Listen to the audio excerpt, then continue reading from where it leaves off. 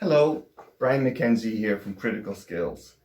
This lecture is about one of the frames from the Framework for Information Literacy in Higher Education, the Association for College and Research Libraries. The frame we're talking about in this lecture is research as inquiry. I'm often asked, Brian, which of the 6 frames is your favorite? To which I usually respond, research as inquiry. And the reason why research as inquiry is my favorite of the 6 frames is because the very practical application that it offers. So it basically research as inquiry, in my mind, has the sort of the most direct applicability to what the typical undergraduate student engages in. Okay, so let's go through an outline of the lecture. So we're going to talk about the nature of research or understanding research, and I put in undergraduate research here in brackets because this is what you're engaged in, and it's important context in terms of the nature of the research you're doing. We're going to talk about organizing information. We're going to talk about formulating research questions, the nature of research questions. And then finally, we're going to talk about the importance or the significance of persistence and flexibility in research. So these are all themes from the research as inquiry frame, either the knowledge practices or the knowledge dispositions. They're not exhaustive, but as I read that frame, these are the ones that I think really stand out and offer a chance for a really good discussion. Okay, let's talk about understanding research. So the classic way of conceptualizing academic research or thinking about academic research deals with formulating questions that address knowledge gaps. So if there's a gap in knowledge, the research attempts to bridge that gap or fill it. Typically or traditionally, academic research can involve comparisons. So if, is one thing the same as another, or is one thing different from another? How are they the same? How are they different? And research resolves conflicting information. So if you have a set of results that indicates one thing, and then you have another set of results that seemingly contradicts or is in conflict with your other set of results, you want to do additional research to address that. Now, the issue with undergraduate research is, and we'll kind of get to this, but it's hard for undergraduates, particularly in first year or second year undergraduates, to really start to hit this type of research. And it's because of a couple things. You're still learning your field, so you might not actually have a good understanding of the terrain of your field to know where the significant gaps are, right? Or opportunities for comparison, or where there's conflicting research or information out there. And the other thing, and we'll get to that, with undergraduate research, your scope is much more limited, not only in time, but in what you have access to in terms of research methods. So typically, what undergraduate work looks like, the kind of typical writing and research that a lot of undergrads will do in their classes, is synthesis. And synthesis is an extremely important type of research. So it actually is the ability to actually combine different perspectives and come up with a novel and new perspective. And this actually is really, really important and can actually progress or lead to independent development of a field of research in itself. So, the kind of classic research where you might think of where you're kind of, getting your hands dirty, you're doing field work or you're in the archives or whatever. Yes, that's there. But in terms of undergraduate research, you won't be able to do a lot of that. So what your research in a lot of cases for classes will boil down to is a work of synthesis. And as I said, that's still extremely important. And some of the most influential paradigms or important contributions to fields have arisen as a work of synthesis. And so synthesis, as I said, is when you're combining different perspectives and different findings to come up with a new or novel perspective.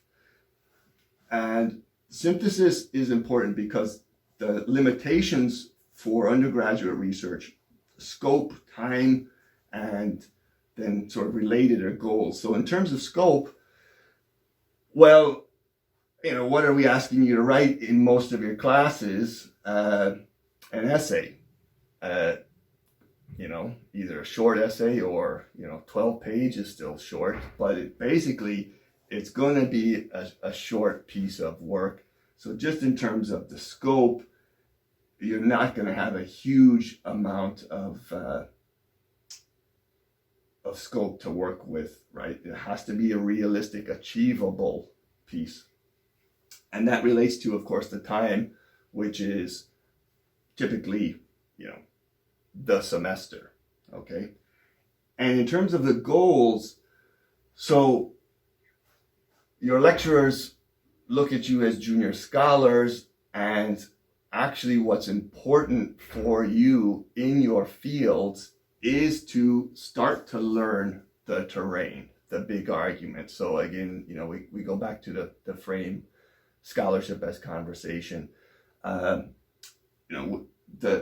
The goal for undergraduate writing and research in many cases is for you to begin that conversation in the field with, the main key texts and start to learn the terrain, start to learn the methods and things like that.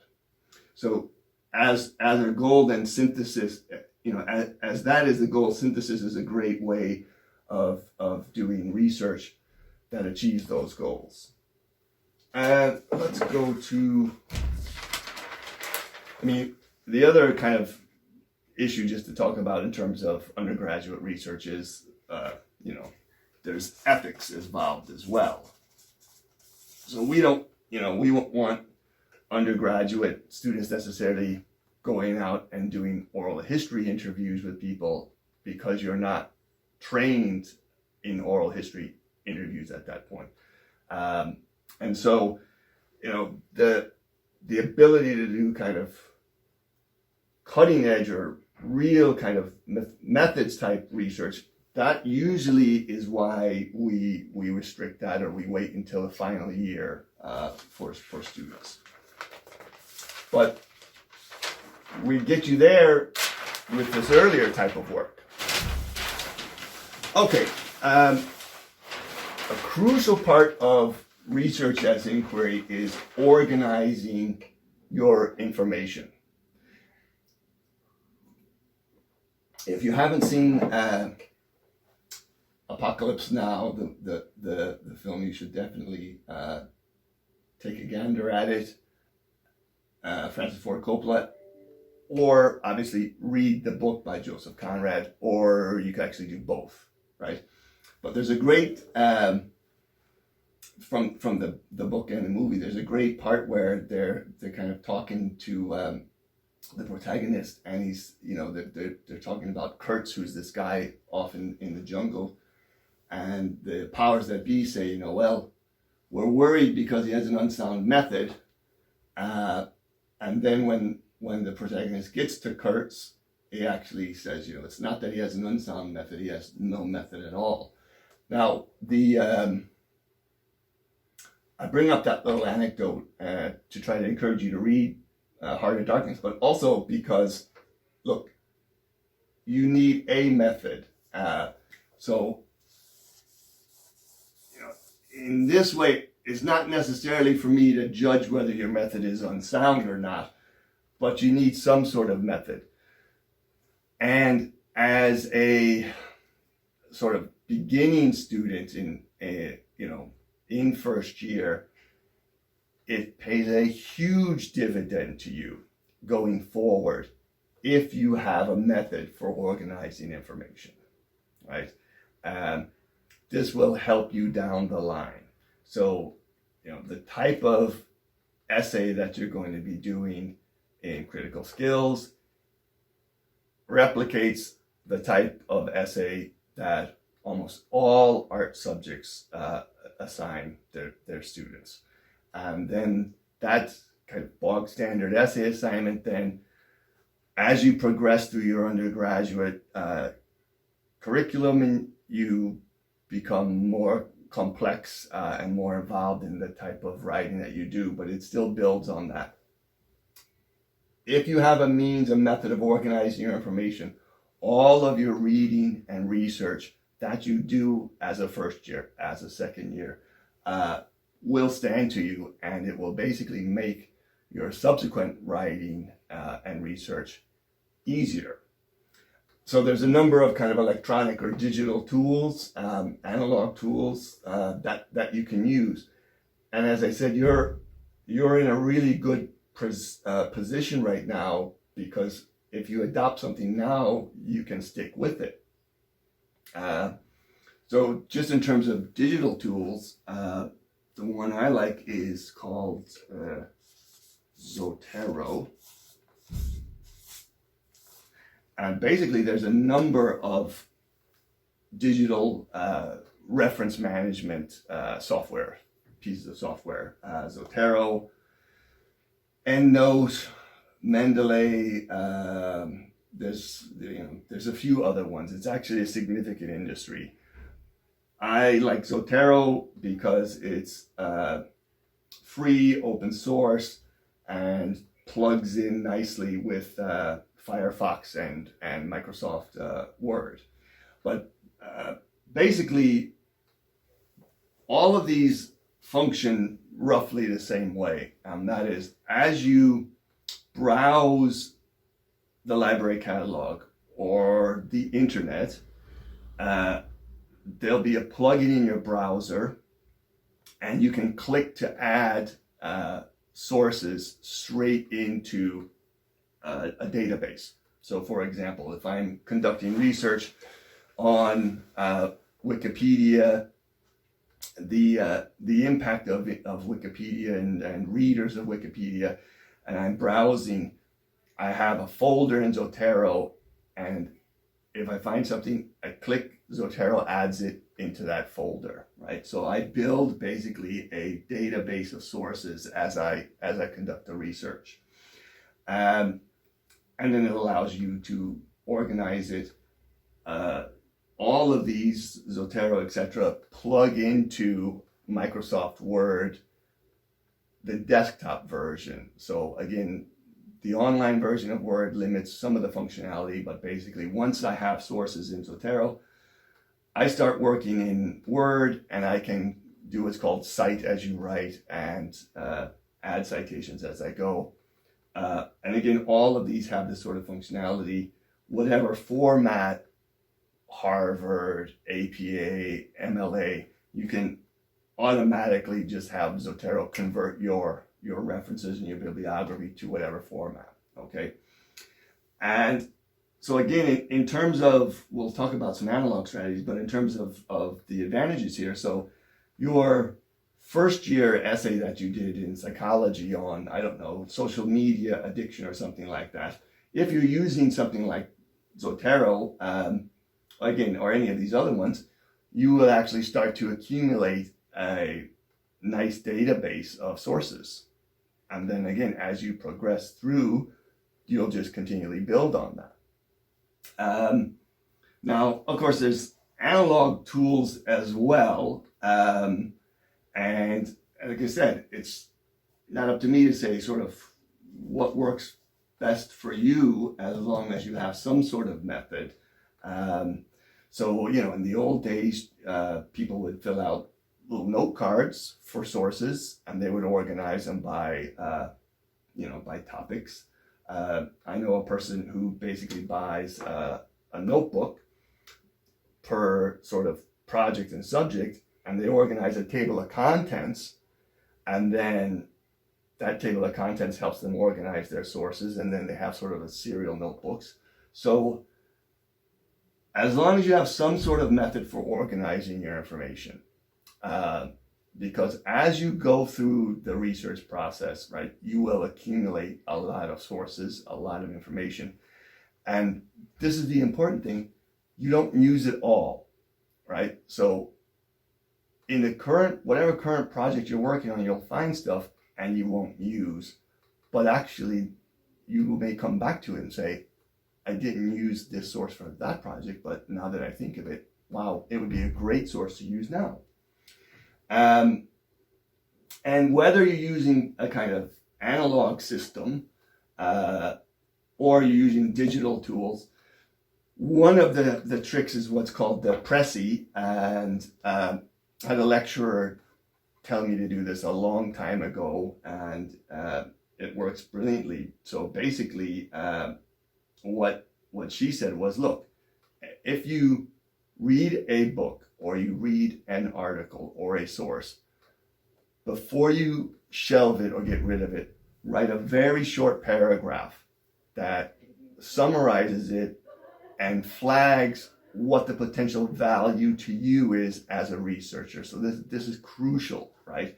So it's not just a summary, it's what is the potential use for you, okay? So again, if we go back to I'm research on how people use Wikipedia, I find an article or a book and I say, okay, here's the summary. It shows how people use Wikipedia for health purposes. They look up information about diabetes or whatever. So that's the summary. The article concludes that actually Wikipedia is a crucial source of information for people on public health or health issues. How am I going to use that? Well, that's the next bit where I say, I need empirical evidence of the impact of Wikipedia on people's information and knowledge. This is a great example to use of that, or whatever. So any source that you start to kind of put into your sort of tool, whether it's Zotero or the analog tools, try to have a Prezi, because then 6 months later, a year later, you go back to that source, you're like, oh, what was that book or that article about again? And then you have this Prezi here, right? And you can do this, if you get good at this, you can do this fairly quickly with the source, right? Without having to kind of read the entire thing. That's another conversation about kind of how to kind of dissect a source quickly to sort of figure out what you're going to do with it. But whatever means you use, you've got to start to think seriously about organizing your information, because in particular, you don't want to be in the position where you have a great example or a great quote and you can't attribute it, and you can't find the original document you had or something like that. That's extremely frustrating and time consuming, right? So to avoid that, start with some sort of method.